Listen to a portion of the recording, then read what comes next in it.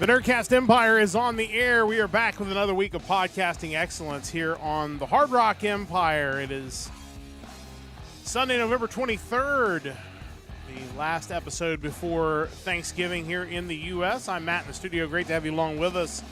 We are talking the music of October the 31st, Halloween edition, although really no Halloween theme music, or a little bit of Halloween theme music, but not as much as you might think with the date falling on Halloween. But this was a very good week in music. We're going to get to that when we get to our second segment on the program, but a lot of really good stuff on Mike's playlist this week that you'll definitely want to check out. Of course, we'll go into the vault for some classic albums. We'll answer our question of the week in the Power Trio, and of course, we'll get things started off with news headlines. Joining me in studio, as always, is Mike. Mike, how's it going? It's going. And yeah, it was a really strong week in music. We are now on to, let's see here, week 43 of music for 2025. Wow. We are barreling toward the end of the year. Obviously, we run a few weeks behind the new releases. But yeah, there were a few kind of cool Halloween-esque or themed albums out there, but beyond that, just quality no matter what you were interested in. There were a couple bands that were like new metal that I thought were pretty good. Just a lot of variety. If there's something specific you're looking for, you probably found it on the 31st. Yeah, for sure. And there were some interesting ones as well. Good stuff and some interestingly weird stuff this week. I thought there was a lot of variety in some of that. And again, we'll talk all about that in our second segment, so make sure you stick around for that.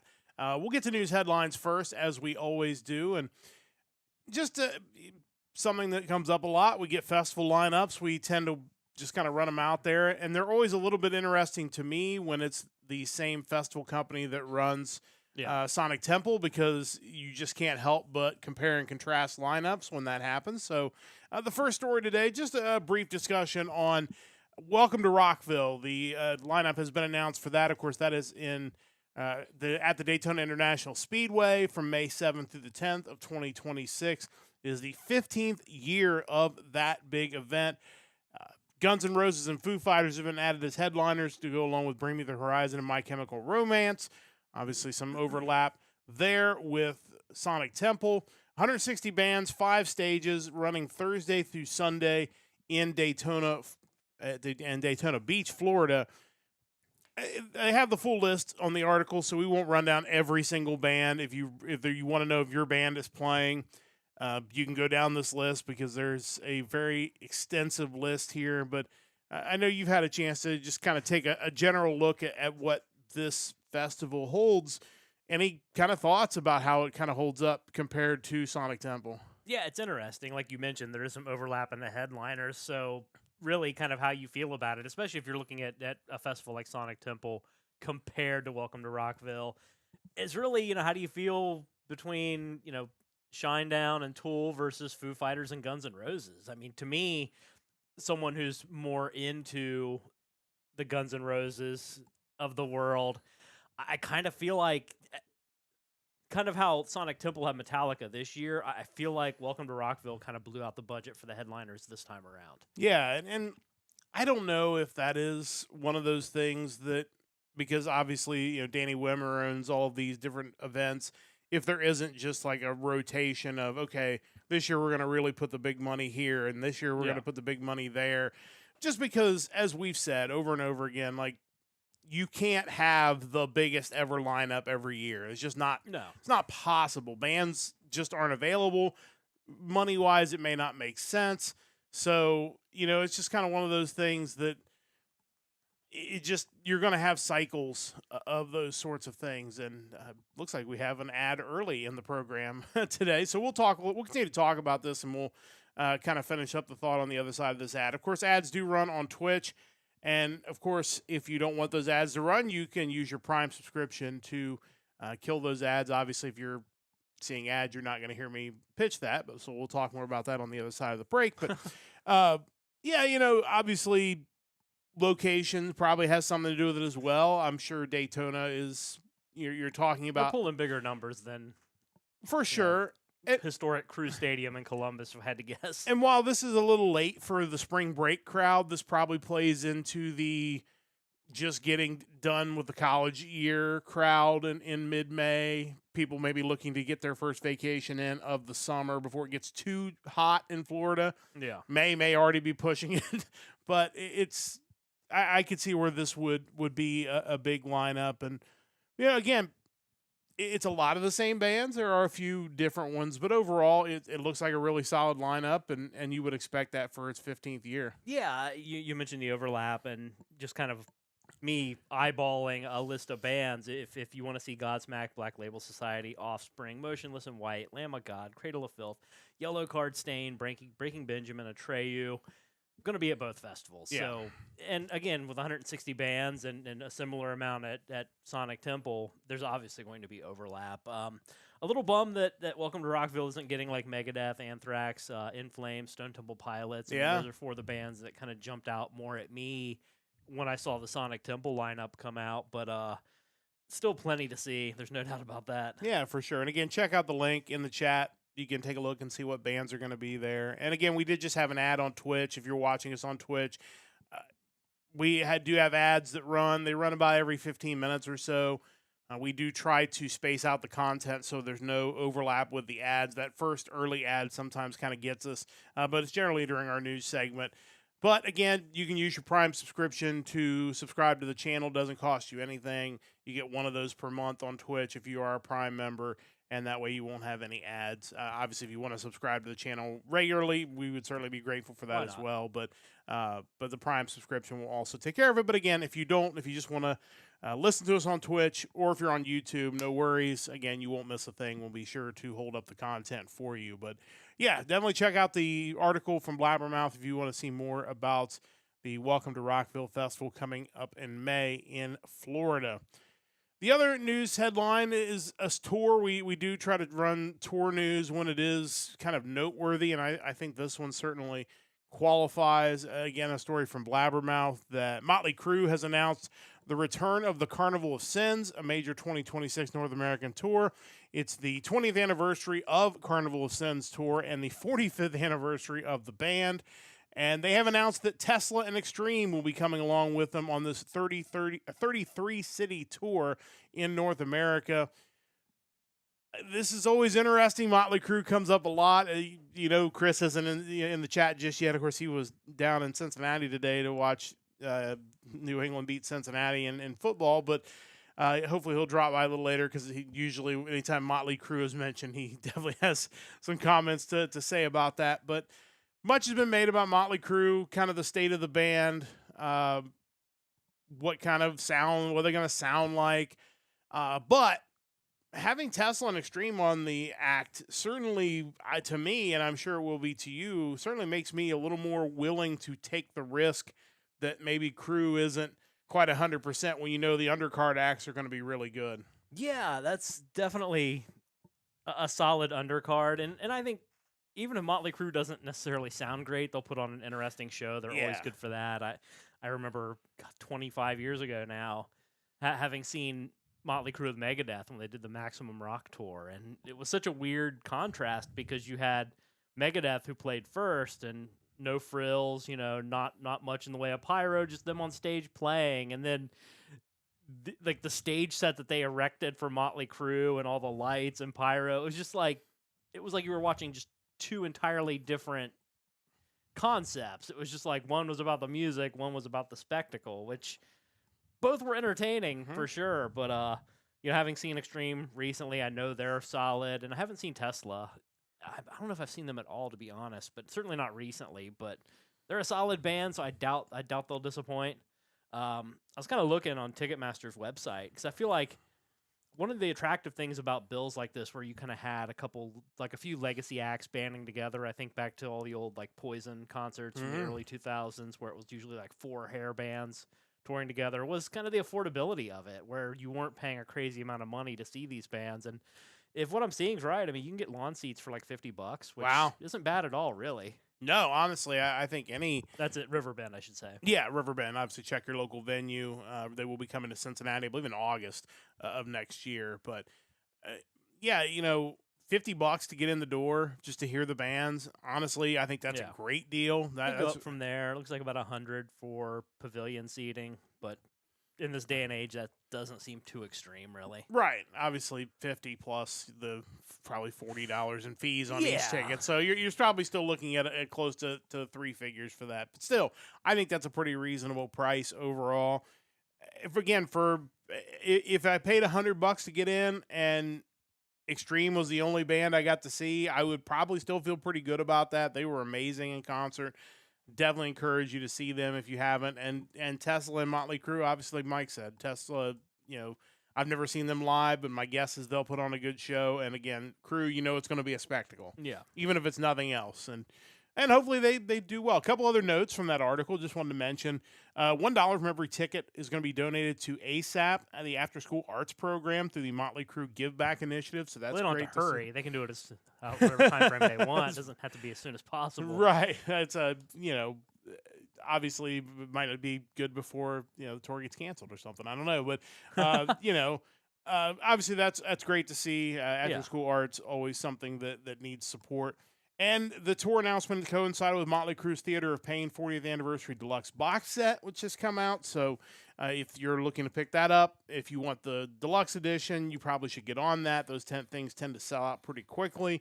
So that includes a bunch of collector's items, including a live concert that's never been released from 1985, some demo recordings, hardcover art book, just everything those sets include. So certainly a good idea to pick that up if you're a Motley Crue fan, if you haven't already got that ordered. Yeah, for sure. And that's a solid album anyway. Obviously, you got their cover, Smoking in the Boys' Room, Home Sweet Home was kind of the big hits. But City Boy Blues, Louder Than Hell, Keep Your Eye on the Money, all great songs too.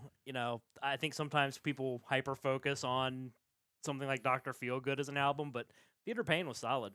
Yeah, it's absolutely a good album. Definitely worth picking up if you have not done so already. I definitely encourage you to do that. And as limited edition, certainly if you are a fan of the band and you're looking to get all the bells and whistles, you can certainly do that. That is on sale. Now and again, you can pick up your concert tickets through Ticketmaster or wherever tickets are sold for your local venue. But that is news headlines for this week. A reminder, check out our website, nerdcastempire.com. We're on most social media platforms at Nerdcast Empire. Of course, we are live every Sunday night on Twitch, twitch.tv/NerdcastEmpire, and of course, youtube.com/@NerdcastEmpire. We'll be back again with you next Sunday night for another episode of the Hard Rock Empire. It will be the music of November the 7th coming up next week as we dive into the month of November. We're getting toward the end of the year in music.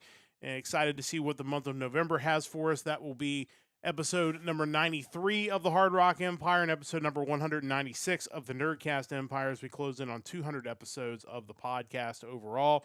So join us next Sunday, 7 o'clock Eastern, same time, same place, once again for another episode of the Hard Rock Empire. But it is time to get to our new music segment as we do in our second segment each and every week. And that'll give me a chance to paste Mike's playlist into the chat.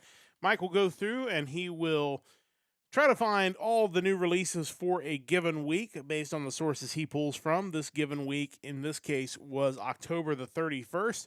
He will then go through and pull a track off of those. Now, in the past, he is pulling a track off of everything, but honestly, that was kind of a lot of wasted effort every week because a lot of it was pretty clearly not something we were necessarily going to enjoy. And I think by association, probably things that our listenership would not necessarily enjoy. So to save some time for Mike and to kind of streamline it for you, if you want to check out these playlists, Mike has really trimmed it down this week. Still a lot of music on this list. And the stuff that he's pulled is the best of the best, really, as far as the stuff that we enjoyed this week. He went through and checked it all out. At the end, we ended up pulling 2 new albums each that we want to spotlight on the podcast. And yeah, this was a really good week in music. There was a lot of really good stuff the last Friday of October and certainly did not disappoint. Just a ton of really enjoyable music, and, that made for a really fun listen this week. And Before we get to the stuff that we did pick, there's also just some other noteworthy things that come across Mike's list. So before we get to your picks, Mike, what is on the playlist that kind of got your attention besides the stuff we picked? Yeah, so just kind of your normal new releases. A couple that I did get around to listen to. The new Avatar, Don't Go in the Forest. That was really solid. They're always good. Trivium, Struck Dead EP. Trivium, same scenario, classic band. Moonspell had a live album. They've been around forever. Opus Diabolicum. And then, we had a little bit of Halloween this week. We also had some Christmas music, weirdly enough. The Pretty Reckless released Taylor Momsen's Reckless Christmas. They've been around a while. At this point, she's probably more well-known for Pretty Reckless, but she was also in the live action How the Grinch Stole Christmas. That was kind of how she became notable years ago, so that's pretty cool. There were some compilations and reissues. We have Killed by Death from various artists, a punk tribute to Motorhead. Spaceship Landing, a tribute to Caius, various artists as well. And then The Who released their Who Are You Super Deluxe Edition, which we didn't really talk about, but that's obviously the last album to feature Keith Moon with the band. 1978 was a release on that, I believe. But you can get a giant 7 CD Blu-ray Super Deluxe box set on that, $125. Wow. All the crazy bonus stuff you could possibly want. But yeah, that was kind of the big standouts. There were some other really cool things this week, but that's what kind of jumped out at me the most. Yeah, that box set for The Who really sounds pretty reasonable considering what you're getting with that, and not even counting all the bells and whistles. So if you're a fan of the band, certainly worth checking out. Before we get to Mike's new picks, probably a good time to sneak an ad in before we get to Mike's 2 picks of the week. So we're going to step aside on Twitch. Again, we'll be right back. You won't miss a thing. You won't miss Mike talking about his first pick of the week, but we are going to step aside for about 90 seconds to run this ad, and then we will come back with the new music of the week. But you mentioned some of the interesting stuff. There was one band on the list, and I know you remember their name. They had a different sounding name, so I didn't really remember it, but the track on the playlist was very interesting. Yeah, Boom Patat with the album Ma Belgitude from Wormhole Death, Belgian act. From what I gather, it's kind of meant to be somewhat humorous, like it's not super serious, but weirdly catchy. There was also one a UK band called Creeper with their album Sanguivore 2, Mistress of Death. It had this like gothic rock, but it was like gothic rock meets Bon Jovi and like 80s Alice Cooper. Like it was really catchy. I didn't get to listen to the whole thing, but I'm kind of curious because the track from the playlist was super catchy. It was an interesting kind of throwback sound, which I thought was interesting. It was like you said, it had kind of 80s pop rock sensibility about it. Sounded like Alice Cooper's Bed of Nails from Trash, I think it was. Yeah, it was definitely different. Those were 2 that definitely jumped out that I didn't pick, but like I kind of want to know more about both of them because they were so different than everything else on the playlist this week. But yeah, definitely go check out Mike's playlist. It's not pinned. It is pasted in each of the chats. Go through and check those out. Check out everything because, like I said, overall, it was a really good week in music. There was a lot to choose from, so I don't think you can go wrong if you pick a couple of your favorites. And let us know in the Discord. The Discord link is pinned in chat, so if you want to join our Discord, please jump in there and do that and let us know what you liked off of this week's playlist. But it is time to get to the new picks for this week. And Mike, now that we have kind of everything else out of the way, let's get started with your picks. What do you have for pick number 1 this week? Yeah, let's do it. Let's take a trip to a fairly common destination, Sweden. Only this time, not so much for an AOR band, but more for an electronic rock, almost modern metal band. They are Solence, and this is their newest album, Angels Calling.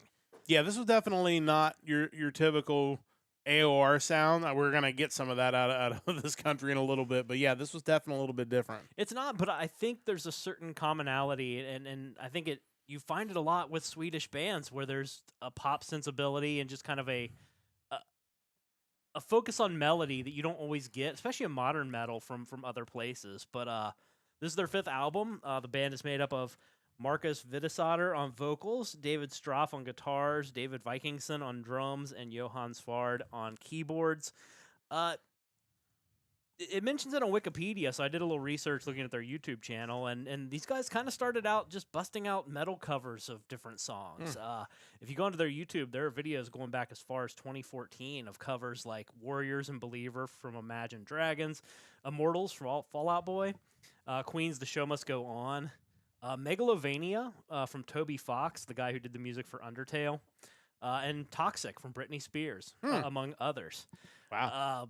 Yeah, I think it's the second time in a few weeks now we've talked about a metal act that's covered music from Undertale, which is kind of cool to see that overlap between heavy music and gaming. I know that game in general, and Toby Fox has been pretty well renowned for his music, so still cool to see. These guys have a fairly modern sound, but the songs ultimately all have a hook, usually the chorus, that kind of pulls you back in. I mentioned before the emphasis on melody that I feel like you get a lot out of these Swedish bands. I first heard the title track a few weeks ago, and I wasn't really sure. I was getting conflicting reports on the release date of the album, so I was holding off talking about it, but it showed up for a second time on the playlist, so here we are. The song was really different. It just kind of blew me away. The rest of the album, albeit short, is solid too. It's 10 tracks, 27 minutes, which, could play well to the modern listener's attention span. Standout tracks on the album include Monsters in My Head, Mess, All the Pain Must Go, and the track that we're going to listen to, the title track, Angels Calling. Check these guys out. This is Solence with their new album, Angels Calling. This is the opening track and the title track to that album, Angels Calling. Let's listen to a little bit of that now.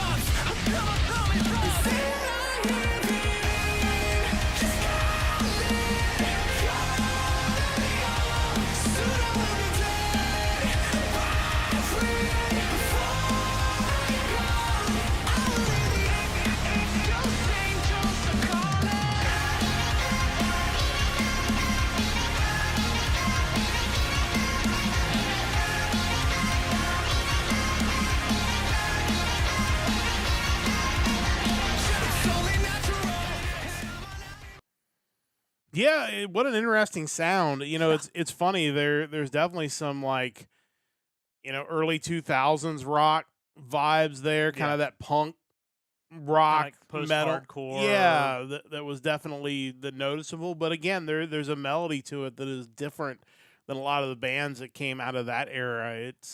It's really catchy, which is, again, not a big surprise there, but it's also got that hardness to it that kind of makes it stand aside from a lot of the more melodic stuff you get out of the country. Yeah, to me it was unique and just had a huge chorus, and that's always going to be something that's going to catch my attention. Yeah, definitely worth checking that out. And again, not going to cost you too much time, just 27 minutes on the new release from Solence, so definitely worth picking that up. Mike's first pick for this week. As always, Mike has 2 picks each and every week. What do you have for pick number 2? Yeah, so for pick number 2, we are headed down south a bit to Greece. South from Sweden, not from here. For heavy and power metal band, they are Black Soul Horde, and this is their newest album, Symphony of Chaos. Greece might be south of here if you draw a line across. I'd have to look. I can't picture that in my head. It's really strange, but I can't. My geography sense, I don't know what we line up to, latitudinally speaking. Yeah, it's definitely kind of strange lining those up. But yeah, definitely interested in hearing about these guys. Yeah, so this is a follow-up to their 2021 release, Horrors from the Void. They formed back in 2012. They consist of Jim Katsas on vocals, John Siakopoulos on guitars and bass, Kostas Papaspiro on guitars, and it looks like they had Vasilis Nanos credited for playing drums on the album as a session musician, so apparently not fully in the band, but he provided drums for the album. Also worth noting, I saw that the artwork for the album is credited to a guy named John Tussis under his business name Graphic No Jutsu. But the album artwork is really cool looking, so definitely check that guy out. This is just more high-quality, classic, heavy power metal. Angry Metal Guy makes mention of Jim Katz's vocals, as he definitely has a unique sound, maybe a little higher register than similar bands that you run into, but I think it works really well for this European-inspired classic metal. And he does on one of the tracks, Death Parade, bust out some random death metal vocals, which you don't hear much of on the album, but I think could actually be a cool thing to incorporate a little more of moving forward, just to kind of change it up and give them something a little different. But yeah, I mean, really easy listen. If you like that traditional heavy metal with some big vocals, this could be fun. Standout tracks include What the Night Invokes, The Creatures of the Night, Wrath of the Pharaohs, Death's Parade, and the track that we're going to listen to, the opening track, Lady of Shadows. Check these guys out now. Black Soul Horde with their new album, Symphony of Chaos. This is the opening track to this album, Lady of Shadows. Let's listen to a little bit of that now.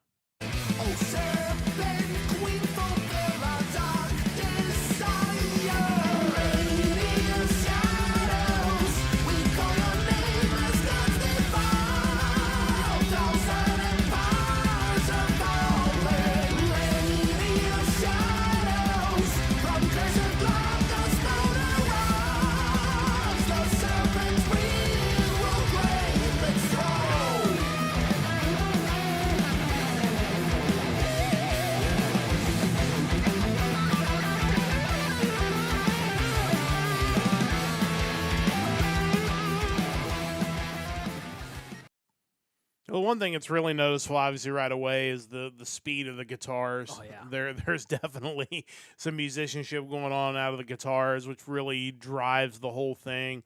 Yeah, it's got a really good sound to it. It feels a little throwback, but in a modern way. And like I said, the driving guitars definitely carry it through, although the vocals are really strong as well. And it was what I've heard of it so far is really enjoyable. Yeah, it's another instance where when you're listening to it through the headphones compared to just maybe on a computer, you don't maybe hear everything musically, but man, that the guitars, the drums, like everything is just so tight and just furious, like really cool, and kind of helps the album from getting stale at any point in time. There's always something going on, and it's really good. Yeah, for sure. Definitely check those guys out. Black Soul Horde with their new release out on October the 31st. I have two picks as well each and every week. We're going to start things off by heading over to Denmark for a trip for some progressive metal. And this first band that I'm going to be talking about is their new album. It is Defecto with Echoes of Isolation. I attempted, I guess, in some way to look at some Frontiers releases last week.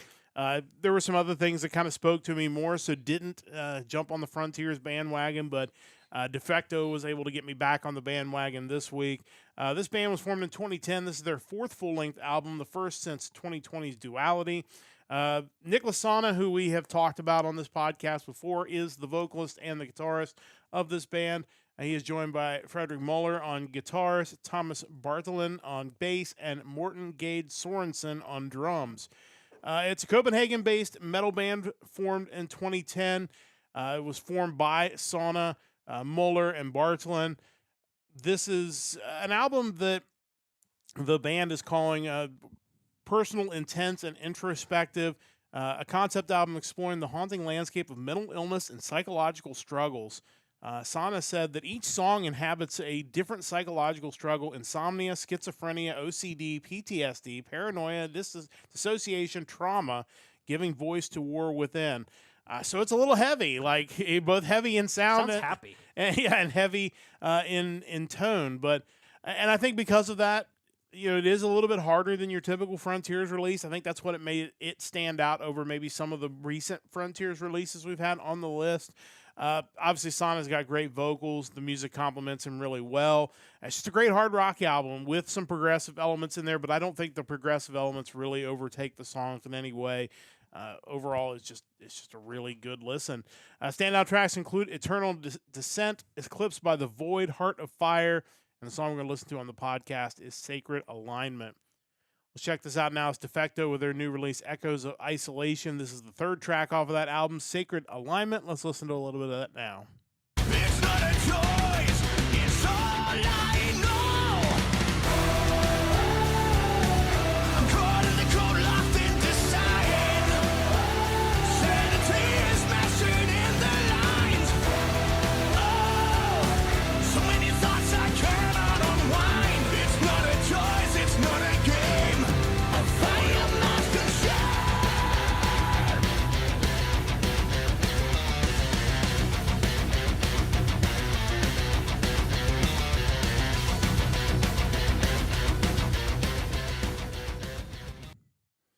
Yeah, and something you don't hear in a ton of the Frontier stuff, a little bit in the way of harsh vocals there coming in at the end of the chorus, which again, considering the heavy topics that they're taking in, I think really fits well with the music. But overall, I really enjoyed this from Defecto. Mike, your thoughts?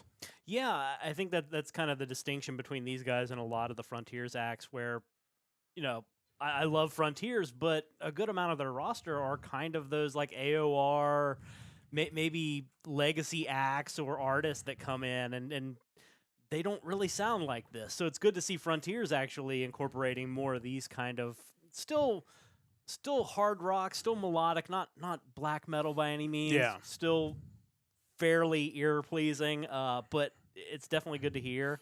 And for some reason, I just had this thought with this band that we had another band a while back called Metal Defacto. It would just be kind of wild if Metal Defacto and Defecto toured together, but yeah, that was a really good sound. Yeah, really enjoyed what we had there, and certainly, again, some heavy topics there, but overall, I thought they really delivered them well. Definitely worth checking those guys out. My first pick, Defecto of this week.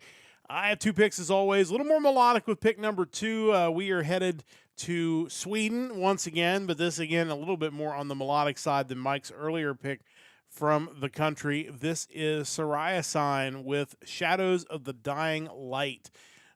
This is an AOR melodic rock band from Örebro, Sweden, founded in 2020. This is their 3rd full-length album, or what they're calling Chapter 3.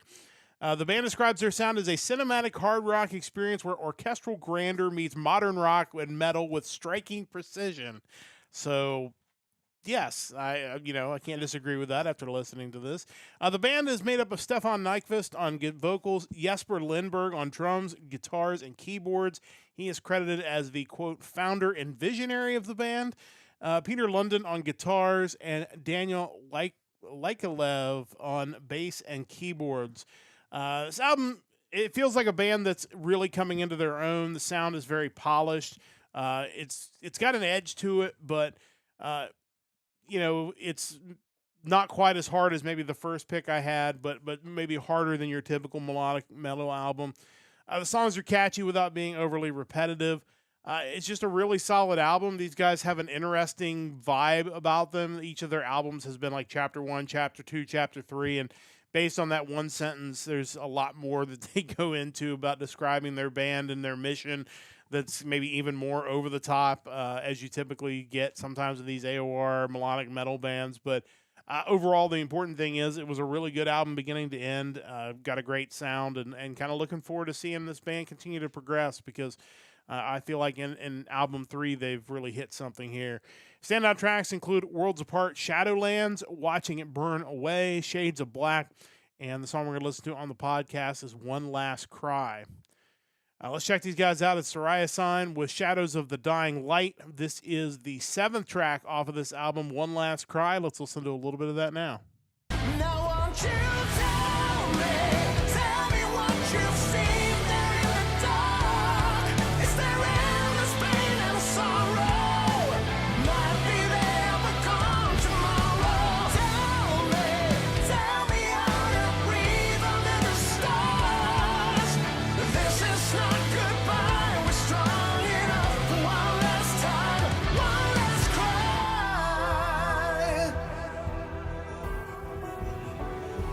Look for the homeless.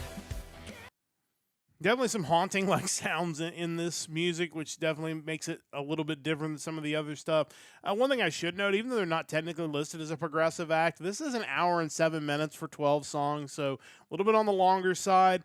But overall, like I said, none of the songs seem to overstay their welcome. They're all in that 4 to 5 minute range. Shadows of the Dying Light, the title track, is over 6 minutes long, almost 7 minutes, but overall, none of the songs drag on. Feels like it's a really good length, so definitely worth checking those guys out if you're a fan of a little bit harder melodic metal. Mike, your thoughts? Yeah, I thought that was a really good sound, and why shouldn't you have some sort of over-the-top, grandiose mission statement? I mean, if you're really going all in on this, this is your creative endeavor. Like, you should feel the way about it that they describe it as. Yeah, I think so too. And like I said, if you go to their website, it's definitely, you get a vibe for what they're creating here. But It feels like they're kind of on the way up. So exciting to kind of jump on board now and see where these guys go from here. So definitely worth checking those guys out. That is my second pick, and that takes care of all of our new music for the week. We're going to step aside if you're watching on Twitch for another 90-second break, and we'll get things ready for the vault in a moment, but you won't miss a thing. We'll come back with the vault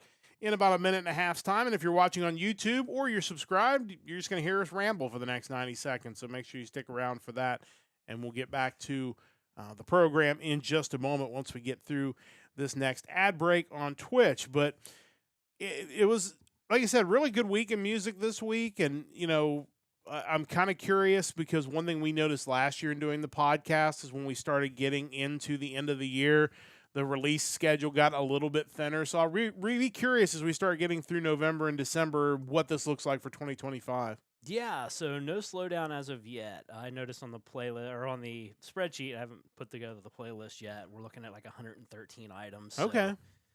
we're starting out at another decent total. We'll see what it ends up with once I cut it down. But yeah, I don't know if maybe by December we'll start seeing the fall off, but we'll see. And it should be noted, we're kind of running a week farther behind than normal because we had a week where we didn't have a podcast many weeks ago. So if we run into a situation where we get to December and it starts looking like these lists are getting thinner and thinner, we can do what we did at the beginning of the year, which is to combine a couple of weeks together and have one episode that covers a couple of weeks. And, of course, sometime in early 2026, we will have our Best of 2025 episode as well, so make sure you stick around for that, where we'll try to go through and remember everything we listened to in 2025 and pick the outstanding releases of the year. So make sure you stay tuned for that. And again, our 200th episode of the Nerdcast Empire coming up soon. So we appreciate everybody who's listened. Please stick around as we continue to do that. So Heavy Metal HQ, their release calendar, because they're the one that has the bulk of the albums typically. December 26th, 3 items. January 2nd, 5 items. Now, granted, that could grow. We're still like, a month and a half out. But right now, yeah, those are looking, even January 9th is like maybe 15 things. So, yeah, it could be fun starting out the new year. Yeah, so again, we'll adjust as we did last year and make it work, so no big deal. But looks like a good list for next week. And again, that'll be coming up next Sunday night. We'll talk the music of November the 7th when you join us next Sunday night at 7 o'clock Eastern Time. But it is time to get to the vault, where Mike and I will each talk about a classic album you should check out. Or at least we think you should check out. We'll find out once we get to the actual review whether we actually still think you should check it out. But Mike is alternating between 2 different gimmicks. Every other week, he is basically using a random country generator and having it send him somewhere in the world, and he has been everywhere. I encourage you to go back and listen to some of those episodes. And I think next week when we get back to that, I think it should be a really good, easy week based on where he's going to end up. But in between weeks of his travels, he is going through the Sonic Temple lineup and trying to find bands to check out albums of. And that's where we are this week. Mike, what do you have for us? Yeah, so kind of talking about the random country generator for next week. I did get New Zealand, so that should be pretty easy, like you mentioned. For now, I'm kind of making my way through stage 5 of Sonic Temple. There are 5 stages, 4 days. The first week of this, we did Necrogoblicon, which turned out to be really good.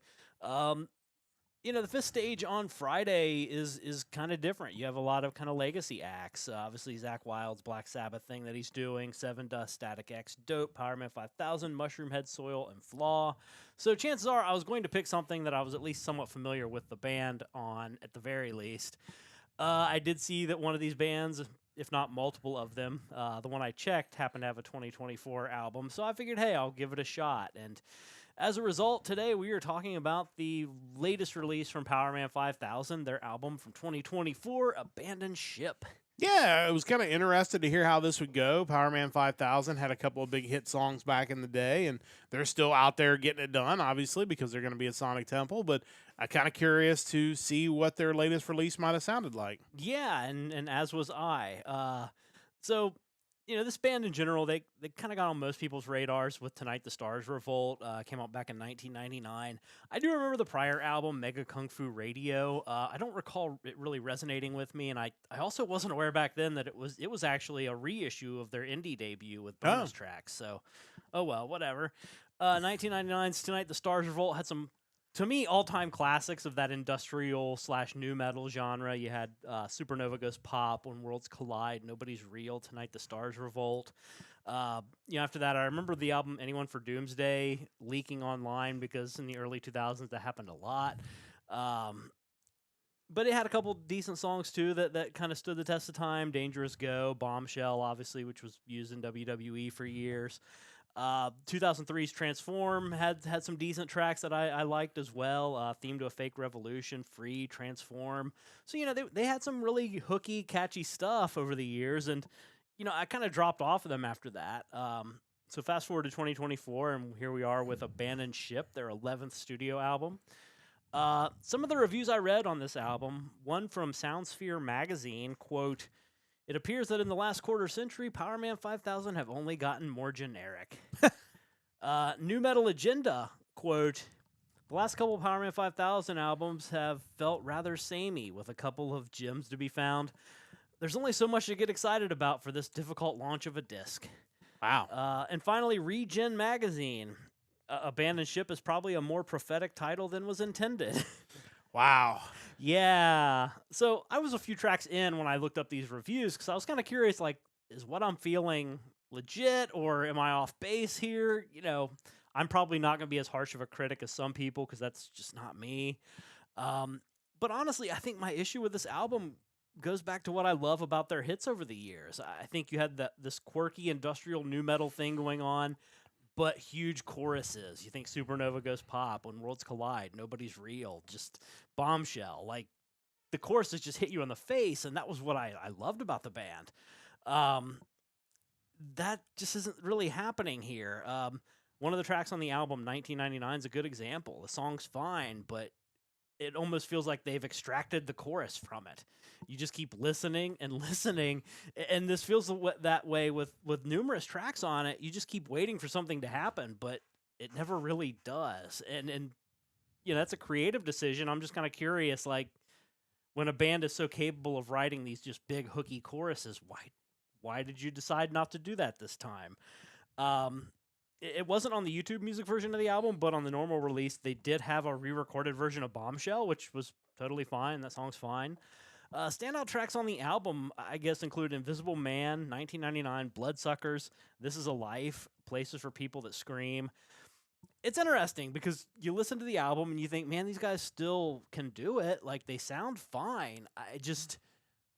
It was almost like, not that in 2025 they were going to probably get a big radio hit. I think that for a lot of bands, once you're around this long, that becomes increasingly difficult. But it was almost like they went out of their way to ensure that wouldn't happen. It's interesting, because you would think a band like Powerman 5000 had enough hits at the right time that some Sirius XM station might pick up a new release from them and play them. Like, I'm a little just kind of wondering what the creative decision was, that why they didn't want to do that. I don't know if they weren't happy with what they were coming up with or what it might be, or they were going for something different. I mean, it's really interesting when you have a band that, like you said, has proven that they can do it. They've got dozens of hits. They're bands that probably are playing at Sonic Temple that would kill to have the amount of success that these guys have had in their career. And I mean, sometimes these reviews, I get that they try to say things that are a little outrageous. It's not Shark Sandwich review, but at the same time, it's like if you want somebody to read your review and you just write, "Oh, this was fun," people aren't going to read it. So it does, sometimes they're a little more harsh or a little more glowing than they probably should be because you're trying to get somebody to read what you wrote. But it's interesting. I've not heard this album.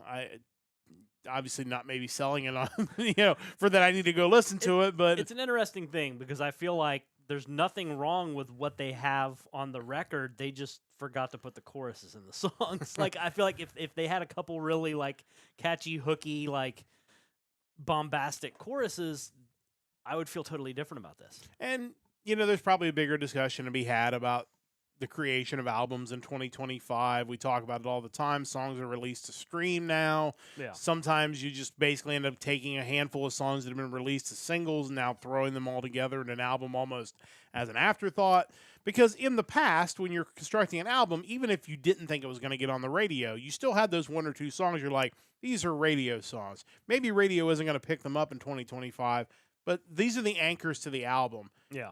I don't know if the streaming mindset, if that release has changed that at all, where you just don't have that now because everything is just coming out as a single rather than a collective sound, a collective product. It's almost like throwing things in a bag as opposed to gift wrapping a present. Like it's kind of a totally different mindset nowadays. And that's another angle to look at it too, is that maybe what I'm wanting to hear, just there's no reason to do it that way. Yeah. Maybe it's just as much on me and my expectations in the face of what people listen to now as it is their songwriting process. I don't know. I think it'd be interesting to go back and find like the Spotify numbers for a lot of those singles maybe before the album was released. And was it just a case where, hey, these are the 10, 11, 12 songs that did the best. We're going to throw them on an album now and release them. Speaking of that, and this is kind of off topic, I saw a video the other day talking about, it might have been a Beato video, I'm not sure now, but talking about streaming numbers for like metal songs. And you go back to like Sonic Temple last year, and it's like the top streaming songs are pretty much Linkin Park and Metallica. Yeah. They are like Metallica, biggest metal band of all time, and then Linkin Park was right there with them. They were. Like it's crazy. Like I don't know if they make a lot of bands like that anymore. They don't. And again, they were obviously both in the right time. They were in the radio airplay area. They were the MTV era. And they even, we know what Metallica has done, but Linkin Park wrote catchy songs. Yeah. They wrote songs that had great melodies, that had the great rap parts, that it all worked together. It was perfect for MTV. It was perfect for radio. Again, right place, right time for a band that was really talented, and then both bands have been able to transition into the streaming era really well too, and have taken advantage of that as well. Yeah, I mean they had the songs, but they also kind of, I don't know if this was planned, but they clearly had some sort of marketing thing figured out, because I remember like when Hybrid Theory came out, like my buddy Todd bought a copy of it for like $10, and Linkin Park doesn't seem like a band that he would have been into, No. but I think everyone, when that came out, somehow it got in their hands. Like there was just no avoiding it. If you were of a certain age, you just had that album. It's interesting because like that happened with those guys, and everybody was fine with it, and then U2 drops an album on your iPod, and everybody wants to call the police. Well, there's a difference between a conscious decision to buy it and, hey, I'm going to throw files on one of your storage devices. Like that's weird. Like at least with Linkin Park, I remember Best Buy sold that album for like $10, and people would buy it because it seemed like a deal, especially for a CD in 2000 or 1999 or whatever. But yeah, I just, for some reason, they just cut to the front of the line as far as being in people's psyche. It was kind of crazy. What's funny about that U2 album, and we will jump back on topic here in a moment, but it makes you wonder now in hindsight, if instead of giving that album to everybody for free, throw it on there if they would have said, hey, we're going to release this new album, and if you have an iPod, if you have a device, we'll sell it to you for $2. Yeah. Like just still, you're basically still getting it for free, but then it feels like you're choosing to get it for $2 as opposed to having it given to you against your will. Like I wonder if the reception would have been different for something that simple. Well, I mean, they could have even just said, hey, it's free, but you have to go in and choose to download it. Yeah. Like the fact that it just showed up in your library was like, yeah, timeout. Like that to me is not only telling me that you want me to have this album, but you're telling me that it's so bad you don't think I would have the initiative to just choose to get it for free on my own. Yeah. Like, people at that point in time have been downloading music for free for years. Like that amount of effort as far as, hey, I'm going to choose to download this wasn't too much of a barrier. Like you could have just did that instead of force feeding it to people. It was an interesting social experiment, though, because had it not been so poorly received, and it was, even by fans of the band, I think you would have seen more of it. I think more bands would have signed up for that had it at the very least been neutral reaction. But it was very, very negative. If you're young and maybe don't remember that, I don't even remember any of the songs off of it. I don't think I ever don't know if listened to it. I'm not sure if I did either. I think I got it off there as soon as I could. But And other bands in the past have done kind of a similar thing where, hey, you pick whatever price you want to pay for it, that kind of thing. And even on Bandcamp, you can always choose to pay more than than what it costs. But yeah, that was. I just think there's a difference between, hey, do you want my free album? And here, you throw this away. Like you're I either have the choice of taking it or you're just throwing it in my face. Yeah, interesting for sure. And again, something that really hasn't been repeated in the same way since, because it clearly did not go over well. But a little off topic there. But yeah, just interesting stuff. Again, Powerman 5000 coming to Sonic Temple, so certainly check those guys out. And again, next week we're going to be finding out where in New Zealand Mike is going to be taking us on the vault. So it should be a lot of good bands in New Zealand. So I'm sure we'll have some good stuff next week. I am continuing through the bands of Frontiers Records. We are on to the letter S. This is the first pick in the letter S. And it was a band that caught our attention, or caught my attention at least, on the podcast last year with a new album release. So I thought I'd go back and check out their debut album. Turns out I didn't realize at the time how different that was going to be. But this is the self-titled debut album from the AOR side project Sunstorm. And this is self-titled. Sunstorm is the name of the album. We did get to check out an album of theirs last year. We'll talk about that in a moment. But a totally different lineup. This was originally a side project by legendary vocalist Joe Lynn Turner, who I love Joe Lynn Turner. So I was super excited when I saw that. And then you look at everybody else that's on this album, and like, there's no way this can be bad. You have Dennis Ward on bass, backing vocals, additional guitars, and keyboards. He also produced, engineered, and mixed the album. Other band members I'm less familiar with, but Uwe Reitnauer on rhythm and lead guitar, Chris Schmidt on drums, and Jochen Weyer on keyboards. But it was also produced by Serafino Perugino, obviously one of his projects. But we also had Jim Peterick and Dan Huff doing writing on this album. They both wrote quite a few songs for this release. So that level of talent, it wasn't going to be bad. In fact, it was really, really good. The band went through eventually a complete makeover in their lineup. Now Ronnie Romero fronts the band. He took over in 2020 for Turner.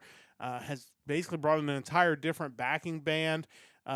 We did review their 2024 release, Restless Fight, last November. It was good.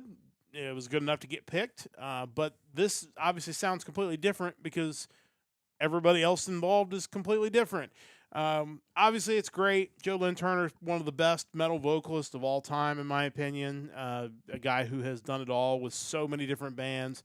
And he's turned loose to do on this album what he does best, which is just belt out great songs. So much talent around him, both behind him in the band and, of course, writing the songs.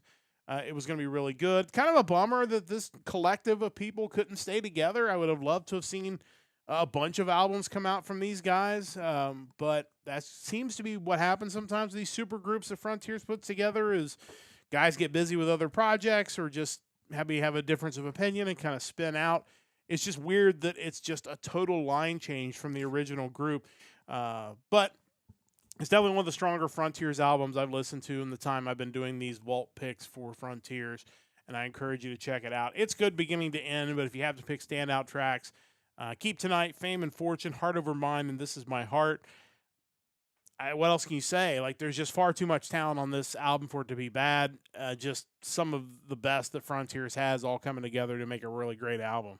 Yeah, I mean, obviously we've talked about Dennis Ward a lot. The dude has been everywhere. Pink Cream 69, Chimera, Unisonic. The dude's just prolific. Dan Huff writing songs for you. That can't be a bad thing. I mean, hey, that dude has produced so many people. It kind of makes you wonder with like Frontiers, they should just basically have band names that signify some sort of like sound or theme they're going for, and then just shuffle the lineups for every album. Just have different people. Like, okay, here's this concept that's called Sunstorm, but every album has a totally different roster. But they basically try to achieve a similar sound theme or something. I think that would be an interesting project. Yeah, for sure. You could do it. I mean, with all the talent they have, I think it's certainly doable. And again, I enjoyed this. I enjoyed their new album in 24. So that's none of what I've said about this album is any kind of shot at Ronnie Romero, who I really like, and the band that he has now with this. Obviously, he's busy with his own solo stuff as well, among other projects that we've mentioned him in. So it's just very fascinating to me that it's so different than what there is now. Yeah. But again, that's kind of the Frontier's way, I guess. So You could even, with my idea, have like one song that every iteration of the band covers each time, so you kind of see like a apples to apples comparison of what they're doing. I think that would just be it'd be interesting. yeah, I would definitely be interested in checking that out. But again, check out this album, Sunstorm's self-titled debut. It's definitely worth checking out. Next week, the randomizer has thrown me Starbreaker. This is another Frontiers band. It appears they have gone dormant as of 2019, but it included Tony Harnell's his side project while he was still in TNT. Also included Magnus Carlson and TNT drummer John Macaluso. So interested to see what this sounds like. Again, a lot of talent there, so I'm sure it's going to be good, but we'll know for sure next week when we get into the second time of the letter S for the Vault. We got another ad break coming up before we get to the Power Trio. We're going to run that real quick before we get to this week's question of the week. So please, if you're on Twitch, stick around for 90 seconds. We'll be back to wrap up this edition with the Power Trio on the other side of this timeout. If you are watching us on YouTube, or you are watching the VOD, or you are subscribed to us, you're going to hear us ramble a little bit about, I don't know what, honestly. I haven't really thought of anything for this break. We're getting the Power Trio this week. Kind of interesting to see a topic that we've covered kind of back-to-back weeks, but a little bit different way of going about it, as we're going to be talking about songs that would make good marching band music. And it felt like there was a time where all the marching bands would always play the same things no matter what. And then finally, like, I don't know what songs it was that finally got them. I'm afraid it might be like Seven Nation Army that got them finally playing more contemporary stuff. But it feels like there was a pivot at some point, maybe 10 or 15 years ago, where it's not just the same Hang On Sloopy at every game that you go to. That needed to be replaced anyway. Like, Hang On Sloopy is the White Stripes of its era. Yeah. Like, I know Jack White is really well regarded in the industry. I've never enjoyed any of his work, and I feel bad about it because the guy seems like a good dude. But Seven Nation Army is just, I don't enjoy it at all. I don't either. And I get why it's become a staple, because it has the sounds that it's repetitive, and it can be drony and marchy and stuff, but it's never been one of my favorites, whether a band is playing it or whether they're playing the actual version of it. That concept is what drove my Power Trio. Is I was kind of looking for stuff that had maybe mid to lower tempo stuff that horns could kind of draw out, but also had like a repetitive, like, hey, I want you to play the verse melody of this song because it's very samey with little variation that I think a band would sound cool doing. We're back on Twitch. That was our last ad break of the program, so it's time to get to the Power Trio, our hard rock hat trick each and every week. And this is a spinoff of last week's question. Also, good time to remind you, please join our Discord. And if you have ideas for our question of the week, please let us know, because some weeks we have a hard time coming up with ideas, and it would be nice to have a bunch more suggestions to take us through the rest of the year. But this is, again, kind of the spinoff from last week's question. We're looking for 3 songs that would be good songs for marching bands to play here in the U.S., whether it's the marching bands that play during halftime of football games or the pep bands that play during basketball games inside. Always looking for catchy contemporary songs, so they're not playing the same stuff that they've been playing for 100 years of band music. And so we were looking for some ideas for songs that would make for good marching songs, that would be just give them something different. And that can be hard, because there are some songs that we've probably talked about on this podcast that are probably already being played by marching bands. So it was a matter of trying to find some things, at least for me, that maybe would be outside of what they would choose. Hey, you don't know about this. Here's a song you might want to know about. But did we get any choices from Shane this week? We did not. I posed the question to him, and really all he had to come back with was, man, there would just be so many. Like, very true. That's why you got to narrow it down from there. That's why we picked it. We like to pick topics where there's lots of choices. Like, cool, man, give me 3 of those. But no, I guess it was too difficult for him to narrow it down, so I did not get a definitive 3 from him. Don't have Chris's answers as well. Again, Chris coming back from a football game tonight, so I don't know If we'll see him pop on at the end, if we do, we'll add his picks. But just you and me this week. So what did you got for your 3 choices? So when you were doing this, at any point in time, did you think, what if I just picked one artist and did a whole, set up a whole band show around that one artist? I mean, you could do that. That's not a bad choice, honestly. I kind of thought about it the more as I was putting together my 3. I'm like, man, one of these specifically, I think you could come up with the coolest band show just around them. It'd be one I would actually go watch. Oh, if absolutely. The local band's playing. Number 1 on my list, I actually heard it on satellite radio on the way to the track earlier, and parts of it would be difficult because there is some fast playing to it, but I think kind of as you get into the verses, the riffs would lend themselves well to band music, and that's the song Hangar 18 by Megadeth. That would be interesting. And I think it was not something I had thought of when I was doing this, but now that I'm thinking about it after the fact, I think this would have made this exercise even easier. I think anything that showed up in a Guitar Hero game is probably fair game for this, because in some ways you kind of had to simplify it down for Guitar Hero. So I feel like making it into a marching song out of that would probably be pretty easy to do. Yeah, I would agree.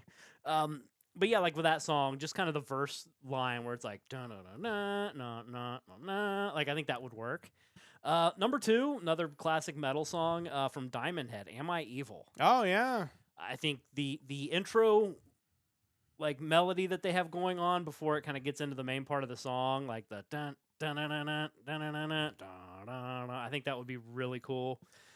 And number 3, who I think you could actually just create a whole band show, and it probably exists somewhere around his work, Dio's Holy Diver. Yeah, I would definitely go see a Dio show if somebody, and I would have to think somebody's done that, right? You just think of the riff to Holy Diver. Dun, dun, dun, dun, dun, dun, dun, dun, dun. I mean, yeah, that would be so huge. I need to see the video. If somebody out there has a video of somebody doing a Dio halftime show, I wanna see that. I bet somebody out there has done that. There's somebody who's directing a band that's our age that would have jumped all over that. You just think Holy Diver, Last in Line, Rainbow in the Dark, just kind of 3 of the biggest hits would make a huge show. Yeah, I would love that. That would be great. Yeah, those are all really great picks, and I would definitely sign up for the Dio halftime show. I just want to hear during the NCAA basketball tournament, a pet band playing Holy Diver. Yes, I would definitely love that for sure. But that's really good stuff. I went with some stuff maybe a little farther off yours are pretty mainstream overall, I think. And I think that's probably better choices, because I feel like you're more likely to get a band director to know who those bands are and be willing to give those a chance. I went with some of my favorites. Stradivarius' Hunting High and Low. I just feel like the chorus of that is very marching band you can hear the horns playing, the chorus of that. These are all kind of songs where I feel like the chorus is really where you want to get to with the band here. No, I think that would totally sound cool. Ed Guy's Trinidad. Okay. It has a different vibe to it. It feels like something that would be a horn-driven song for a marching band in the choruses. Maybe not the verses, but... Yeah, I think that would work, but I also think some of their earlier, more power metal-y stuff would be really good, too. Yeah, Ed Guy was one I felt like you could do a whole show on as well, because they do... Vainglory Opera or something. Yeah, that would be interesting for a band to play, for sure. But and I went with one J-Rock band, was trying to find the right song. Ended up going with Lark on Ciel's 4th Avenue Cafe. I just think the opening verse to that coming right into the beginning of the song is it could be big horns in there. The whole song itself is kind of slow, but if you go back and listen to the song, there are a lot of horns in the background of that song, maybe more so than a lot of their stuff. So I felt like, especially with that chorus, there's some, you have the drum beat to start things off. I think there's a marching band song there as well. I feel like if you really honed in on the J-Rock side of it, you could come up with some amazing examples. Yeah, I didn't get too deep into it. I kind of got my 3 and stopped, but yeah, I feel like there's definitely some great shows that you could put together. Well, I just think a band doing a bunch of jam project stuff. Yeah, just so over the top. Yeah, I would hear Skill. Yeah, there's any of the Gravion music. Yeah, for sure. Soul Taker. Yeah. Let's hear it. Honestly, yeah. Jam Project is another one that would be a great overall show. But yeah, definitely interesting for sure. But let us know what you want to see in the Power Trio, and let us know what your picks would be. What are 3 songs, rock and metal songs, that would make for great marching band music? And if you know of any band that's playing the songs that we mentioned on this podcast, please send us a video of what that show looks like, because I would definitely love to see that, because I'm sure that would be an amazing show for sure. But that, with all that being said, is going to wrap up this edition of the Hard Rock Empire. Thank you so much for joining us once again. We'll be back with you again next Sunday night, 7 o'clock Eastern Time. The music of November the 7th is coming up next week, so be sure to join us once again for another great week in music on the Hard Rock Empire. A big thanks to Mike for all his hard work on this podcast. A big thanks to you whenever and wherever you are listening to this podcast, and a big thanks to Stove Lake Media for their continued support of the podcast. We will join you again next Sunday night for another episode of the Hard Rock Empire. Until then, don't forget to join the Empire, the Nerdcast Empire.